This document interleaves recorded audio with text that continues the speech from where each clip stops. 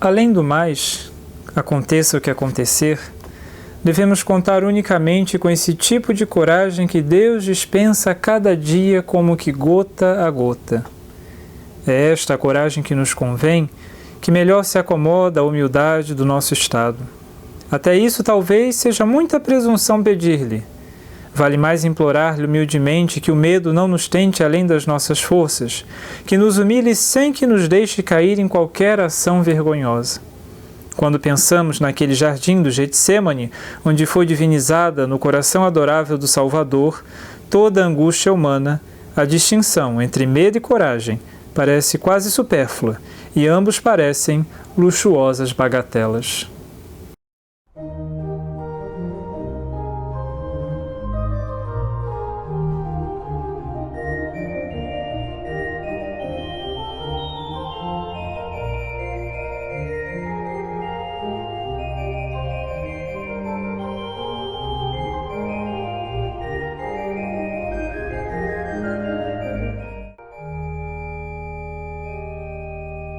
Escritor e jornalista, soldado de trincheira na Primeira Guerra, repórter na Guerra Civil Espanhola.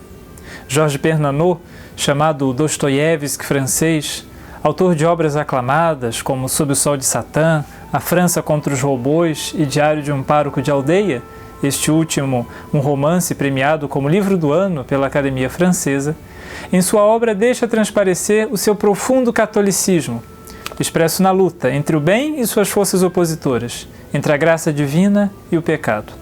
Grande incentivador da resistência francesa contra a invasão nazista na Segunda Guerra, foi nesse período, a partir de 1938, que Georges Bernanos se exilou no Brasil, onde escreveu alguns de seus livros. A obra de que tratamos hoje é conhecida como o Testamento Espiritual de Bernanos, escrita em 1947, um ano antes da sua morte. Publicada póstumamente em 1949, trata-se de O Diálogo das Carmelitas, um roteiro cinematográfico, adaptação feita por Bernanos da novela A Última no Cadafalso, da escritora alemã Gertrude von Lefort. Em O Diálogo das Carmelitas, Bernanos retrata a fortaleza da fé de 16 monjas carmelitas contra a tirania da Revolução Francesa. Conhecidas como as Mártires de Compiègne, essas religiosas foram condenadas pelo governo do terror à guilhotina em 17 de julho de 1794, em nome da liberdade, da igualdade e da fraternidade.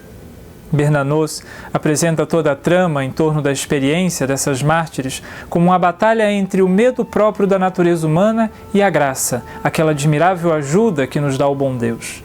Só assim se explica a celestial coragem dessas religiosas ao se dirigirem para a guilhotina com o rosto transfigurado pela esperança do céu.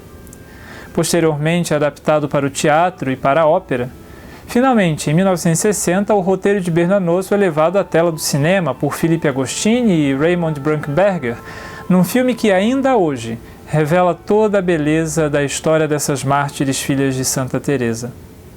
O grande personagem dessa obra de Georges Bernanos é a fortaleza, virtude moral que robustece a alma na conquista do bem árduo, sem se deixar abalar pelo medo, nem sequer pelo temor da morte.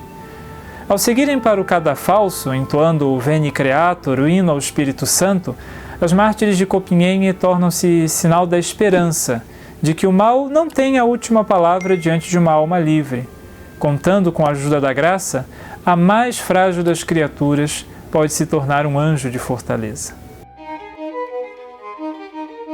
Dans le monde, votre nom était Marie-Geneviève Meunier.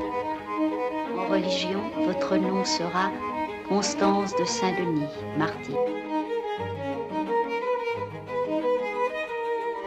Je ne serai jamais une bonne carmélite. Vous ne savez encore rien de la solitude où une carmélite est exposée à vivre et à mourir.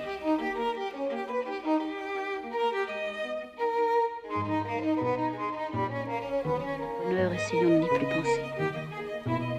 Notre époux n'est pas le Christ souriant que représentent les images pieuses. C'est le roi des épouvantements, parle nos saints livres.